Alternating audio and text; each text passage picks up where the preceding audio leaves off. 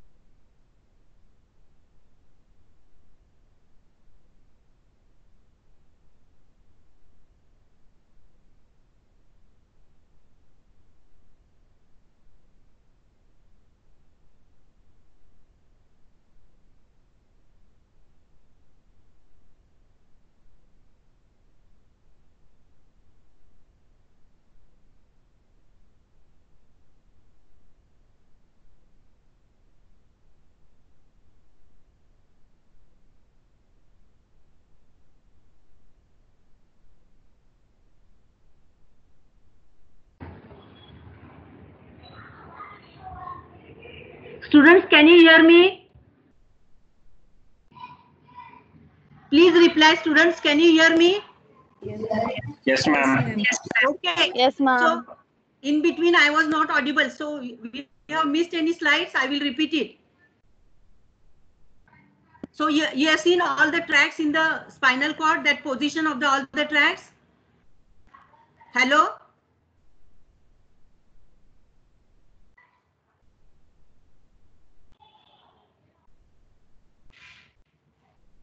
So, hello, anybody can answer me? Hello? Students? Yes, Can you hear me? the position.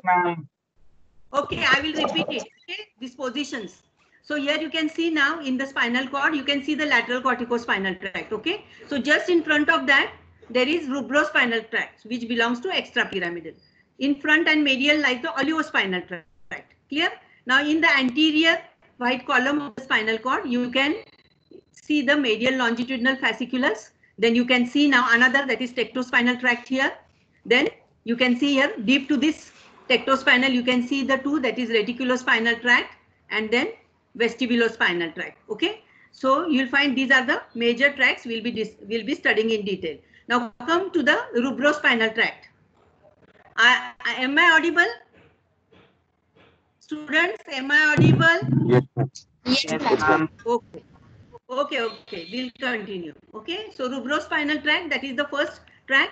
So it begins or it takes origin from the red nucleus. Okay, so this red nucleus is situated in the upper part of the midbrain. And this red nucleus, it receives input from both the cerebellum and the motor areas of the cerebral cortex. Now in the adjoining figure, you can see here now, these are the, what you say, that is the cortico-rubral fiber. So here you'll find that there is the midbrain, in the midbrain, there is the red nucleus which is situated. Okay. And this tract now, this rubrospinal tract, you will see it is running parallel to the corticospinal tract. Okay. So it is running parallel to the corticospinal tract. Clear? So this is now the first tract which is getting input from the cerebellum and the motor areas of the cerebral cortex.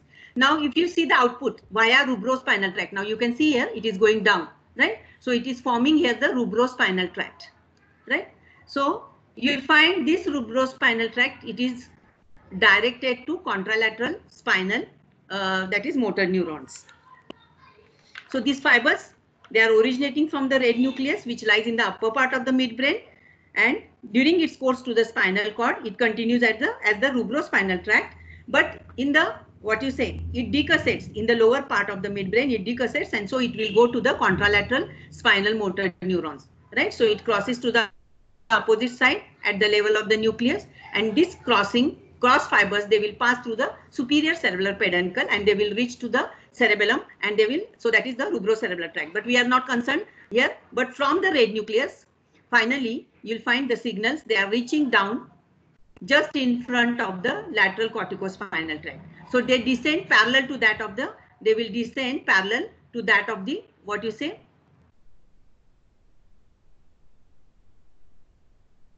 they descend down same as that of the lateral corticospinal tract. Okay, so if you see the location, you'll find they are lying in the lateral white column of the spinal cord and they are lying in front of the lateral corticospinal tract. Clear? So that is regarding the rubrospinal tract. You can see in the adjacent picture. Okay, now where does it terminate? So by means of these interneurons, it will terminate. It is this termination, or you can say extent of this tract is up to mid-thoracic level of the spinal cord. Okay, so only up to that extent it is present, and via this interneuron, it will terminate on the alpha motor neurons of the opposite side. Okay, so that is the termination. Then functions, if you see the red, that is rubrospinal tract, it is having facilitatory effect. So it is having facilitatory effect on the flexors and inhibitory effect on the extensors of the wrist joint, of the wrist. Okay, so it is having facilitatory effect on the flexors and inhibitory effect on the extensors of the wrist. So here you can see now this lavender color thing, you can see that is the red nucleus, and you can see now that is the rubrospinal tract. But from above you can see now this is the corticospinal tract. So rubrospinal tract, it is running parallel to that, right? And it will cross to the opposite side at the level of the midbrain, and you will find that it lies in the spinal cord, it will lie just in front of the lateral corticospinal tract. Clear? So here one thing you have to remember, even though it is having facilitatory effect on the flexors, an inhibitory effect on the extensors. It does not control fine movements of the hand and finger. So that is the function of the lateral corticospinal tract. Okay. So it brings about, or it controls the tone and posture which is required for the fine movements of the hand and fingers, right? So it is concerned with the control of the tone and the posture adjustment. So it is, and you'll find that all these extrapyramidal tracts, they are having inhibitory control over the anterior horn cells of the spinal cord. Clear? So here also this rubrospinal tract, it is having what you say, inhibitory control over the anterior horn cells. So whenever this rubrospinal tract is damaged, it will result in increased tone, that is hypertonia in the extensor muscles. It is having inhibitory effect on the extensors, okay? But if when it is damaged, it will lead to hypertonia. So it will have facilitatory effect on the flexors and inhibitory effect on the extensors. Clear? So this tract is very much important because this tract, that is cortico-rubrospinal tract, it forms an alternate root of the pyramidal tract. It forms an alternate root of the pyramidal tract. Now the next tract is the tectospinal tract. Students, am I audible? Students, am I audible? Yes. Please reply. Please reply. Okay, so next tract is the tectospinal, right? So what is the origin of this tract? So it originates from the tectum of the midbrain. Now, when you say tectum, means on the dorsal aspect of the midbrain, you'll find two pairs of bulgings. So upper pair, that is the superior colliculus, and the inferior pair, that is called as the inferior colliculus. Superior colliculus, it is, you have come across in the that is visual pathway, and inferior colliculus will come across during the auditory pathway. Okay, so we'll not go into the detail. So this tectospinal tract, it is taking origin from this tectum of the midbrain, right? So what is the input? So signals or the stimuli, they are coming from, that is eyes and the ear. So visual and auditory stimuli, that is the input. Clear? And what is the output? It conveys these nerve impulses from the superior and the inferior colliculus to the contralateral skeletal muscles that move the head and the eyes in response to the above stimuli. So in response to this visual and auditory stimuli, you'll find the nerve impulses, they will be conveyed to the contralateral skeletal muscles of the head and eyes in response to the above stimuli. Okay, so if you see the location of this tract, where we have come across this tectospinal tract, so in the anterior white column of the spinal cord. Okay, so you will come across this tectospinal tract in the anterior white column of the spinal cord, just in front of the anterior corticospinal tract. Okay, so in the adjacent diagram, you can see now the tectum and the tract which is arising and going downwards. Now you'll find that again this is going to terminate via interneurons, and if you see the extent, it is extending only in the up to the upper cervical segments of the spinal cord. So it is extending only to that. So it is mainly controlling the tone and the posture, and you'll find the movement of this head and the eyes in response to the visual and the auditory stimuli. Okay, so that's why the extent is only up to the cervical segments of the spinal cord. Now, what is the function of this tectospinal tract? So this function is, the first function is reflex turning of the head and neck in response to visual and auditory or any other exteroceptive stimuli. So that is the main function of this tectospinal tract. So reflex turning of head in response to visual and the auditory or the exteroceptive stimuli. Clear? And another function is, that is a common function for all the extrapyramidal tracts. So that is the axial muscle postural control, and also for the balance. Okay, so that is the functions of the tectospinal tract. Then come to the next tract, that is the reticulospinal tract. Okay, so next tracts we are going to stress is the reticulospinal tract. Now, what is the role of this reticulospinal tract? So this reticulospinal tract, it has the main role is it supports the body against gravity.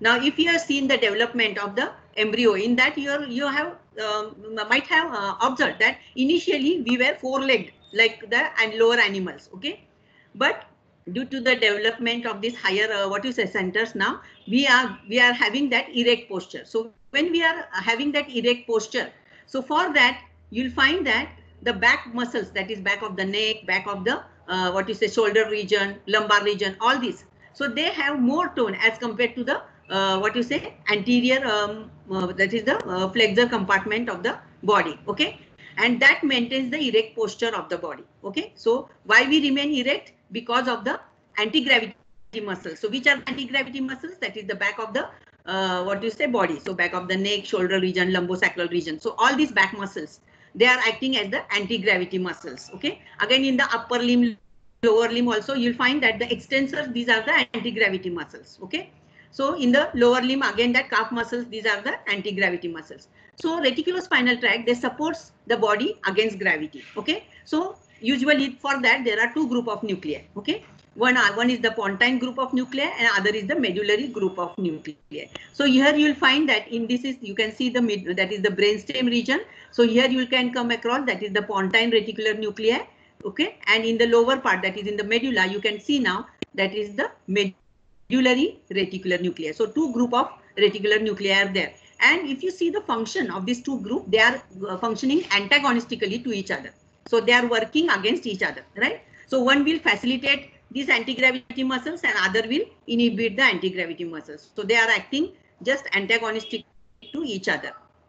So you'll find that now the pontine, that is going to excite the anti-gravity muscle. So pontine, this reticular nuclei, they will excite the anti-gravity muscles, and the medullary group of nuclei, that is reticular group of nuclei, they inhibit the anti-gravity muscles. Okay, so this is in brief. So in the nearby picture, you can see the both the group of nuclei, that is pontine, you can see, and this is now the medullary. Okay, on the that is lateral aspect also, you will come across the vestibular nuclei. So that tract we will study later, but see the position, right? So some part is extending in the pons and some is extending in the medulla. Okay, so that is the four group of the vestibular nuclei is there. Clear? So we'll concentrate on the reticulospinal tract. So two group of nuclei are there. Pontine, they will excite the anti-gravity muscle. Medullary, they will inhibit the anti-gravity muscles. Okay. Now, in addition to that, this reticulospinal tract also have another function, that is they also convey autonomic information from higher centers. Now you know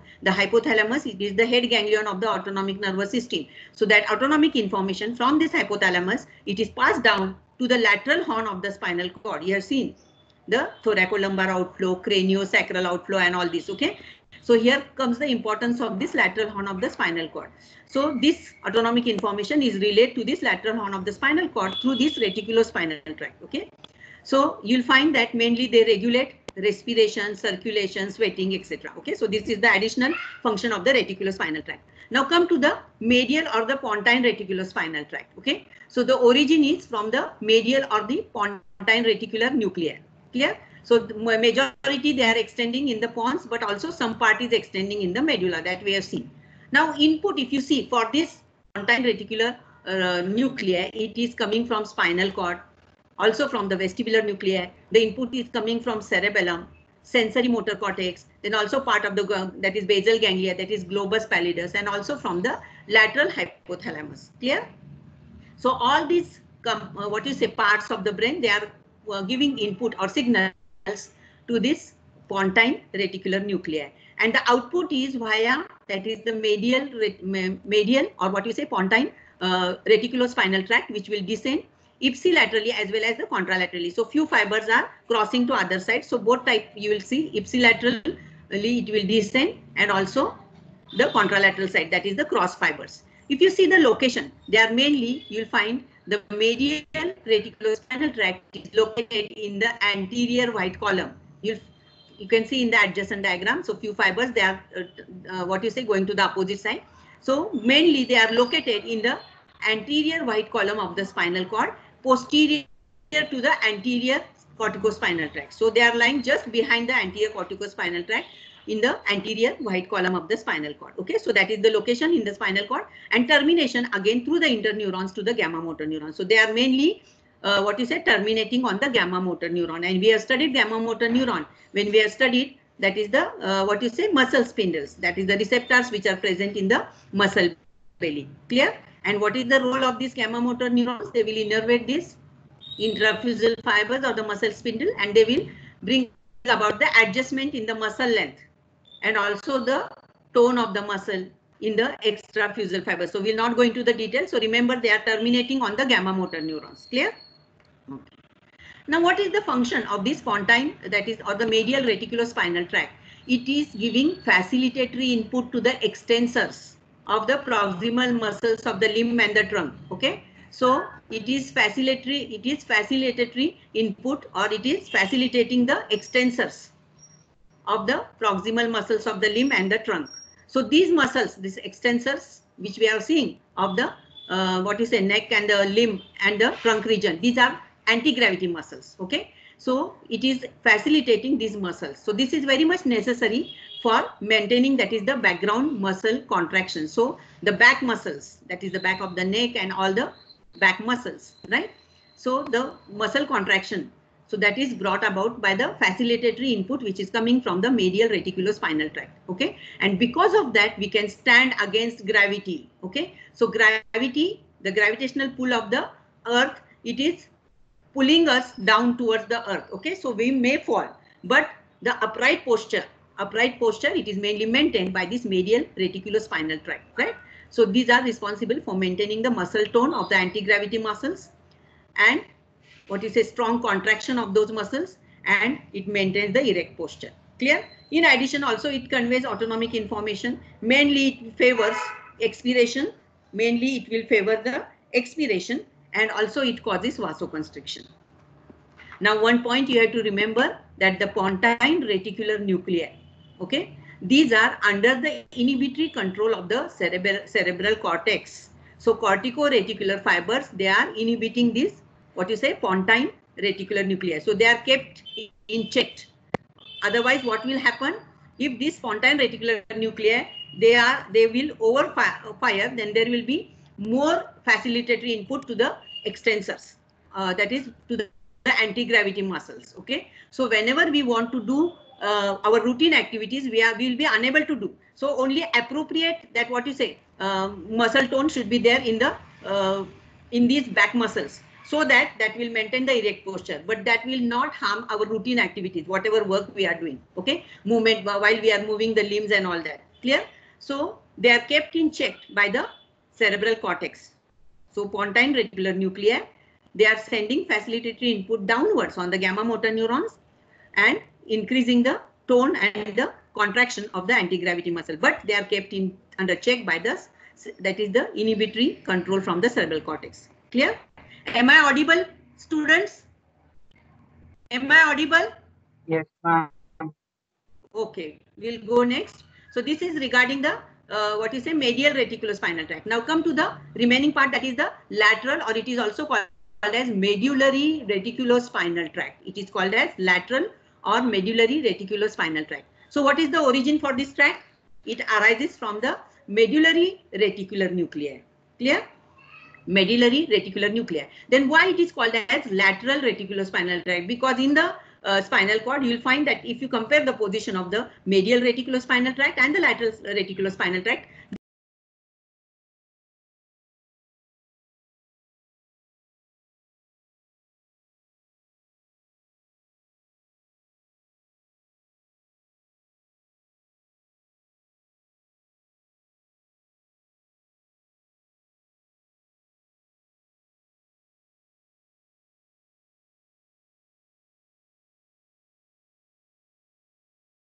okay, so some fibers they cross, some uncrossed fibers. So location you will find major of the fibers, you will find them in the lateral white column of the spinal cord, medial to the lateral corticospinal tract. Okay, so in front of the lateral corticospinal tract you have come across rubrospinal tract. Okay, but just on the medial to this lateral corticospinal tract, you will come across the that is the lateral reticulospinal tract. Now again, as that of the medial reticulospinal tract, it is terminating through the interneurons to the gamma motor neurons. Okay. Now what is the function? So this lateral reticulospinal tract, it gives inhibitory input to the extensors of the proximal muscles of the limb and the trunk region. Okay, so it is inhibiting these extensor muscles, or it is inhibiting anti-gravity muscles, right? So this is very much necessary. So this will bring about the inhibition of the anti-gravity muscle in certain portions of the body to perform special motor activities,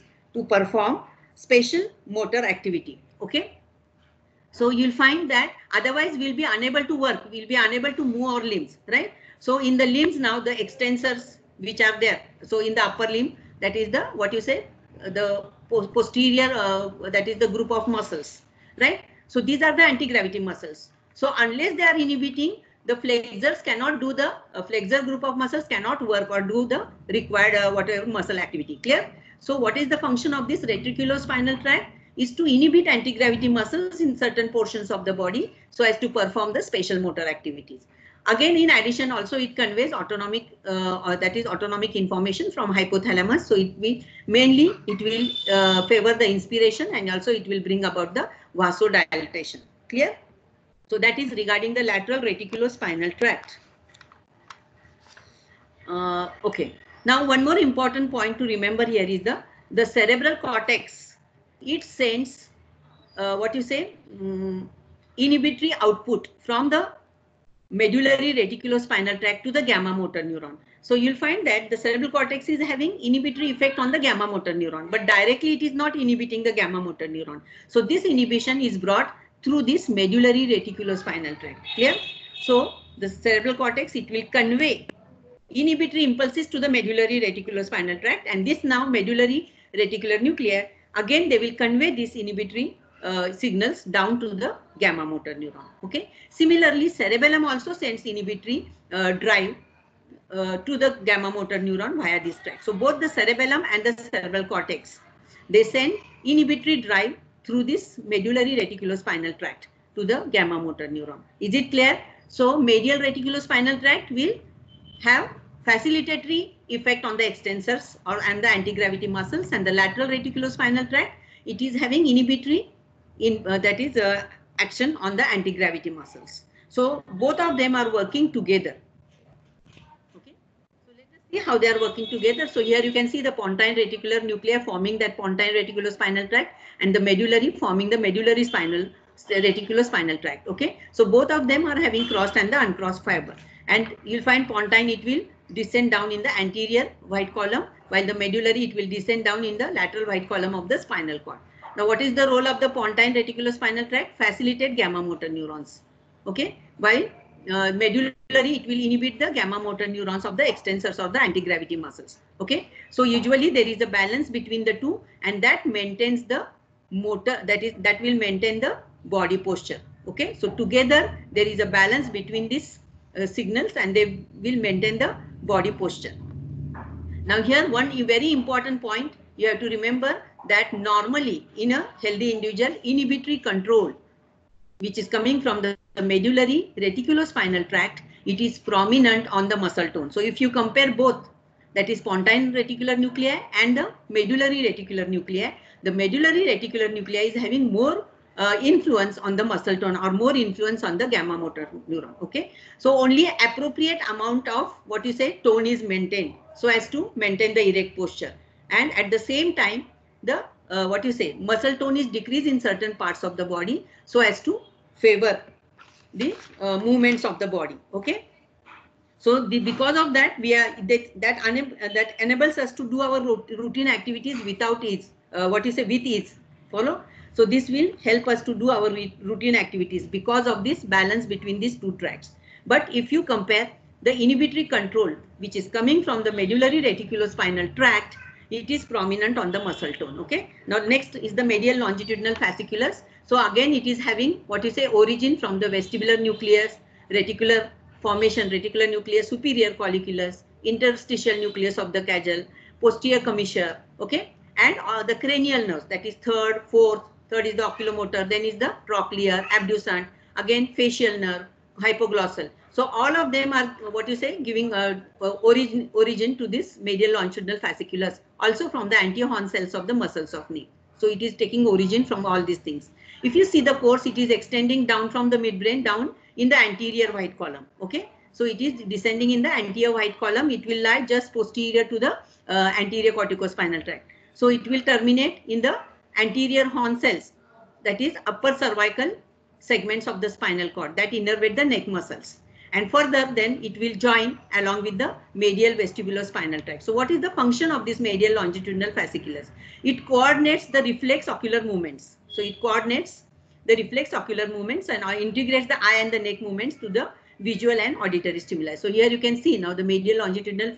So you'll find now the These stimuli, they are coming from the these are coming from the auditory. Okay, so you'll find, you can see here the internal ear. So when you get the auditory stimuli, the head turns to the left and the eyes turns to the right. So if you get a auditory stimuli from the right side, the eyes turns to the right. Okay, but if you see the neck movements or the head movements, they are turning to the opposite side. Here again the same thing, you can see now this, that is the medial longitudinal fasciculus, how it is interconnecting with all these extraocular muscles of the eye. Okay, here you can see this. Now come to the vestibulospinal tract.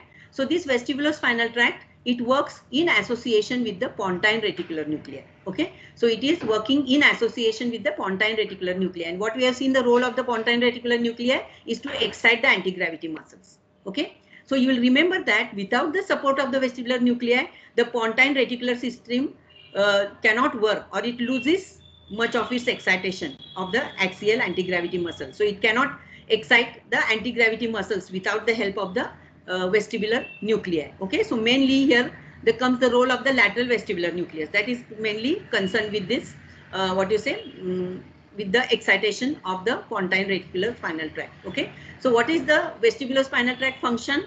So it will control selectively, or it will send selectively excitatory signals to different anti-gravity muscles, and this will maintain the equilibrium.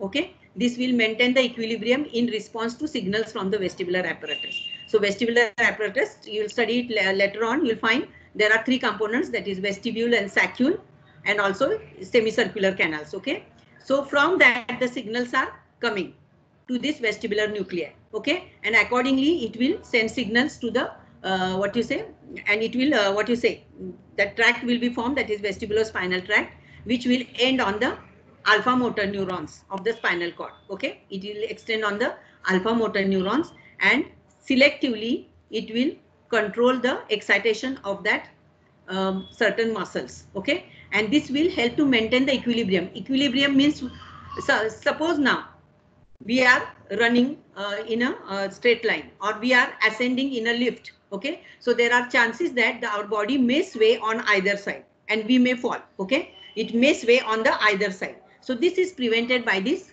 vestibular nuclei or the vestibulospinal tract. So our body is kept in position. Okay, they are kept in position. So it is not allowed to sway on either on the right side or the left side. So that is called as the maintaining of the equilibrium. Okay, so erect posture, that is maintained by the reticulospinal tract, and equilibrium, that is maintained by this vestibulospinal tract. Clear?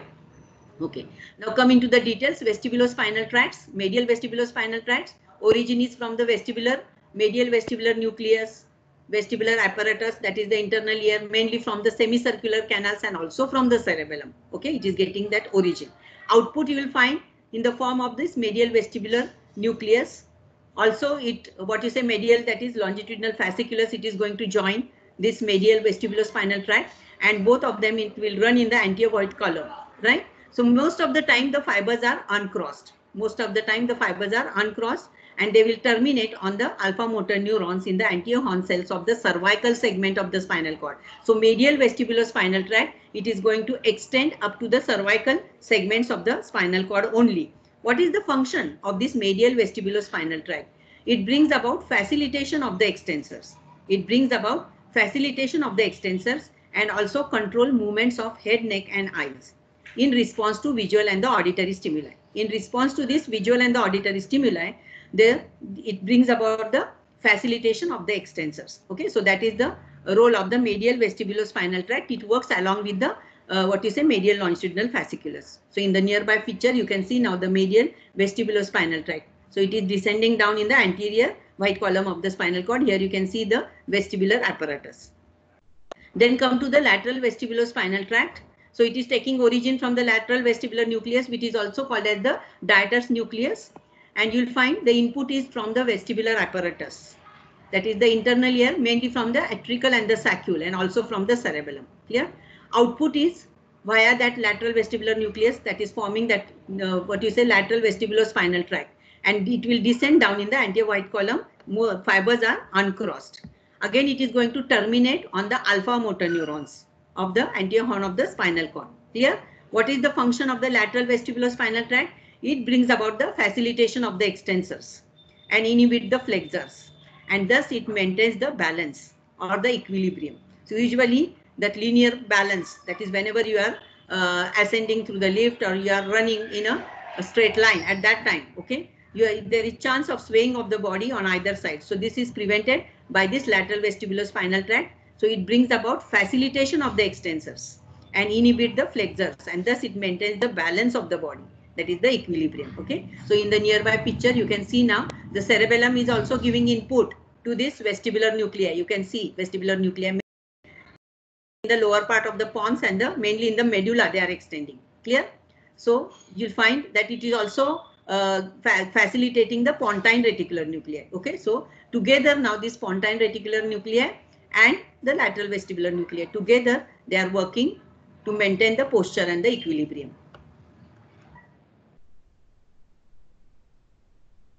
So you will find that whenever there is rotation of the head, the semicircular canals in the internal ear, they are stimulated, they send signals to this medial vestibular nucleus, and they are forming this vestibule, that is medial vestibulospinal tract, which descends in the anterior white column ending on the alpha motor neuron. Similarly, linear acceleration, whenever there is linear acceleration, that will stimulate again the vestibular apparatus, that is atrial and saccule, which will form the lateral vestibulospinal tract, which will descend in the anterior white column and which will end on the alpha motor neurons of the spinal cord. So you'll find that this lateral vestibulospinal tract, mainly it is extending throughout the length of the spinal cord. Okay, and it brings about the facilitation of the extensors and inhibition of the flexors, and thus it maintains the equilibrium of the body. Clear? Now very important tract now is the olivospinal tract. Okay, is the olivospinal tract.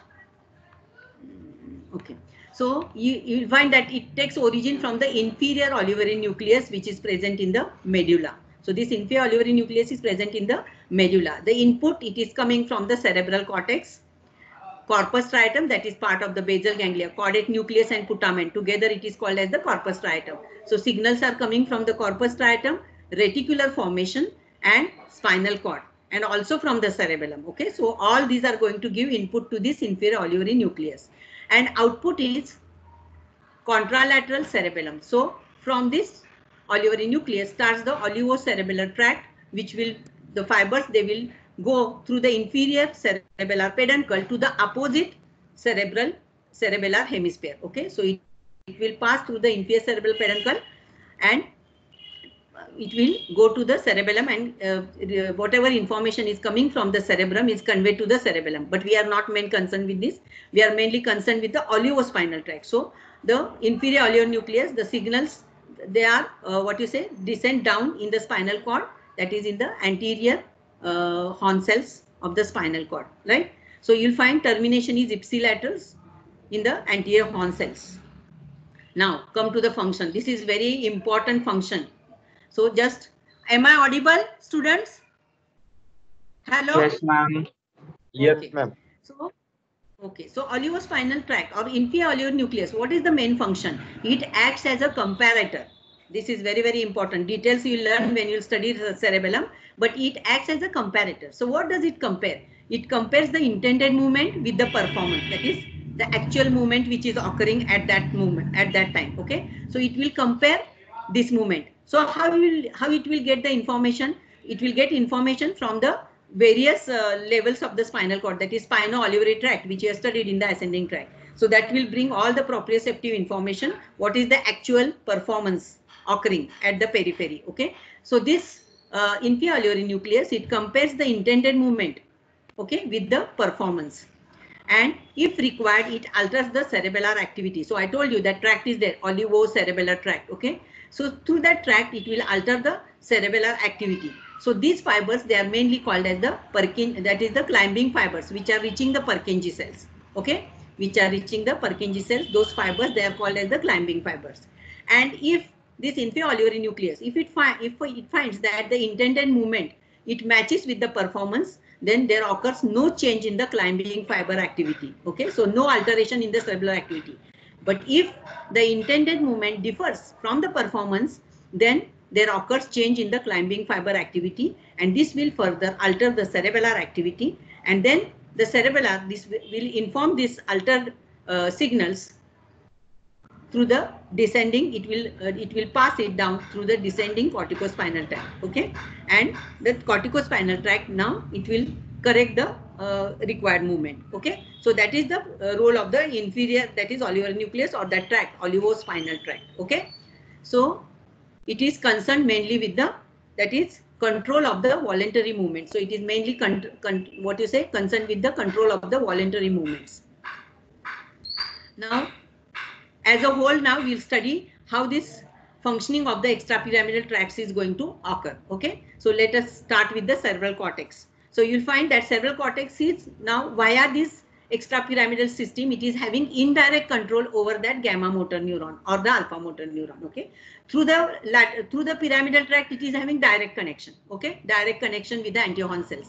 But also there is indirect, in addition, there is indirect connection of the cerebral cortex with this alpha and the gamma motor neurons, and that is through this extrapyramidal tract. So here you can see cortex, the cerebral cortex is sending excitatory signals to the caudate nucleus and putamen, what we call as the corpus striatum. Clear?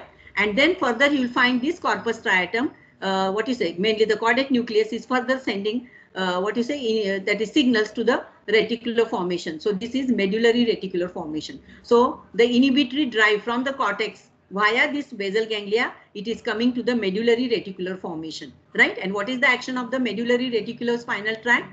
It is inhibitory. It will inhibit the anti-gravity muscles. Okay, so it is having negative effect on the gamma motor neuron. Clear? Then also through the putamen, you'll find the signals, which is this is now the substantia nigra. You'll study detail in the basal ganglia. It is the component of the basal ganglia. You'll find the putamen, it is sending signals to the red nucleus, right? So all these things, they are going to control the voluntary movements and also the reflex motor activity. Clear? So here one thing you remember, they are not responsible for the skillful movements, but whatever the coarse movements are required, so that are brought about by through this, that is putamen. So this putamen circuit you will study detail in basal ganglia. So this proper execution of this voluntary movements that are brought about by this putamen. Okay, so this red nucleus, and I told you the red nucleus is having it is facilitatory to the flexor group of muscles. Okay, so it is lying in front of the lateral corticospinal tract. So it is said to be the alternate route for the lateral corticospinal tract. So it is having excitatory effect on the alpha motor neuron, that is mainly the flexor group of muscles, and inhibitory effect on the extensor group of muscles. Okay, so mainly when it is acting, that inhibition part, that is on the extensors. Okay, so that is for the correction of the movement. Okay, so that whatever the movements are occurring through the flexor group of muscles, they will be perfect. Okay, no involuntary movements will be there. That is like overshooting, undershooting, what we have studied before. Clear? So that is the role. Then again you can see here the pontine reticular nuclei. So this is again under the inhibitory control of the cerebral cortex, right? And it is having facilitatory effect. So it is having crossed and uncrossed fibers. So it is having facilitatory effect on the anti-gravity muscles through gamma motor neuron. So here you can see that plus sign is there for the gamma motor. So same side and opposite side you can see. So mainly it is concerned with the anti-gravity facilitation. Clear? While medullary reticular formation, it is having negative effect on the gamma motor neuron. So usually there is a balance between these two nuclei so as to maintain the posture, at the same time to also bring about the voluntary activities of the limb. Clear? Then also you can see now the vestibular nucleus is there, which is again having excitatory effect on the extensors. So what is the role of this? Is to maintain the equilibrium of the body. So it will work together with this pontine reticular nuclei, right? So it receives the signals, this drive from the cerebellum also. It is not shown in the picture, but when you study the cerebellum, you will find it in detail. So vestibular nucleus, mainly it is concerned with the equilibrium of the body. Okay, so this is how the in the spinal cord, two types of neurons, that is alpha and gamma, are there, and you can see the effect of this extrapyramidal system. Clear? So some are having excitatory effect and some are having inhibitory effect on this alpha and the gamma motor neuron. Clear? Okay, now come to the functions. So functions, it is forming the alternative channel for the voluntary and the reflex activity. Okay, so here you can elaborate the role of each and every extrapyramidal tract. So mainly remember, it is bringing about the coarse movements of the trunk and whole limb. So it is maintaining that background posture or the erect posture. So that is the main function. Also, at the same time, we have seen the lateral reticulospinal tract changing the tone of the muscle for smooth and purposeful movement. Okay. So at the same time, there is what is anti-gravity muscles at certain regions. It is inhibited to bring about the smooth and purposeful movement. In addition, so as a whole, it is mainly concerned with the tone posture and the equilibrium, control of the tone posture. In addition, one more function is there, control of that is complex movement. What is that? Control of the complex movement. So these are called as the automatic associated movements of the body. So whenever you are walking, there occurs automatic, swinging of the arms. So this swinging of the arms while walking, facial expression that accompanies emotions, or the movements of the limb while swimming, or handling of the gear and brake. So in the initial stages when you are driving, so you pay more attention, you are very much conscious about this. But once it becomes familiar with all this, then they are controlled by this extrapyramidal tract. So routine work, as a routine work. Okay. So all these automatic associated movements, so they are brought about by this extrapyramidal system. Clear? So for this working of this extrapyramidal system, the main coordinating center is the basal ganglia. Also the impulses are coming from the cerebellum. Clear? Now what we have seen that the cortex, it exerts tonic inhibitory control over the lower centers through this extrapyramidal sign. So damage to these tracts will result into rigidity of the muscle. So tone will be increased, which is also called as the release phenomena. It is also called as the release phenomena. Okay. So next we'll see the differences between the pyramidal and the extrapyramidal. So origin of the pyramidal, here you'll find origin is cortical, and in the extrapyramidal, indirect origin is there from the cortex. So mainly it is taking origin from the subcortical region, that is mainly brainstem nuclei and the basal ganglia. If you see the myelination, so for pyramidal tract it occurs after birth. So till the age of 2 years it is completed. But extrapyramidal, their myelination is completed in intrauterine life. If you see the course, pyramidal tract, they are directly ending on the antiohorn cells, so monosynaptic or monosynaptic, or if interneurons are there, then bisynaptic. Okay, but extrapyramidal you will find they are polysynaptic. So pyramidal tract, the main control is upper extremity. Extrapyramidal, main control is lower extremity and axial, that trunk region. The muscles which are controlled in the pyramidal by the pyramidal system is the flexors of the hand and fingers. So distal joints and fine movements. Okay, they are controlled. So those muscles are controlled by the pyramidal tract. While extrapyramidal, mainly the postural muscles, proximal joints, they are controlled by the extrapyramidal. So if you see the functions of the pyramidal tract, it is mainly responsible for fine and skillful movements of the hands and finger, while extrapyramidal, they are responsible for the gross movements. Effects of lesion, alone pyramidal tract lesion will cause hypotonia, and extrapyramidal region, it will cause hypertonia. Clear? So these are the main differences. Now come to the applied aspect. So extrapyramidal tracts, what we have seen, some are excitatory and some have inhibitory influence on the muscle tone. But if you see overall, there is strong inhibitory effect on the gamma motor neurons in the hand. So that inhibitory control is much prominent. Okay. So that is over the antiohorn cells. So whenever there is upper motor neuron lesion, you'll find alone pyramidal tract is not damaged. Along with that, this accessory or the extrapyramidal tracts are also damaged. Okay. So inhibitory effect of this extrapyramidal tract over the antiohorn cells, it is lost, and this will result in hypertonia. Okay. Or it will result in increase in the muscle tone and rigidity, what we express as the rigidity. Okay. So you will come across the rigidity which is called as decerebrate rigidity, and second is called as the ischemic decerebration, that is called as the, again that is also one type of rigidity. So let us come to the decerebrate rigidity. So usually experiments are done in lower animals, and you'll find the transection is at the level of, that is mid collicular, so between superior and the inferior colliculus, so midbrain, so that is sectioned. The transection is at the level of midbrain. So superior colliculus, it is separated from the inferior colliculus. Okay, let us see what happens. So what was observed, that there occurs rigidity in the anti-gravity muscles. So which are the anti-gravity muscles? Neck, trunk region, and the extensors of the leg. Okay. Now what is the cause for this rigidity? So because of this damage at the mid-collicular level, you'll find that there is blockage of strong inhibitory input from the cortex that is not coming, or from the red nucleus and the basal ganglia, that is not reaching the medullary reticular nuclei. So inhibitory drive which is coming to the medullary reticular nuclei is now absent. So that will make the medullary reticular system non-functional, or it will become weak, because it is depending upon these cerebello-bulbar connections for the inhibitory drive on the spinal motor neuron. Okay, so that's why it will become weak. Now, because of that, what will happen?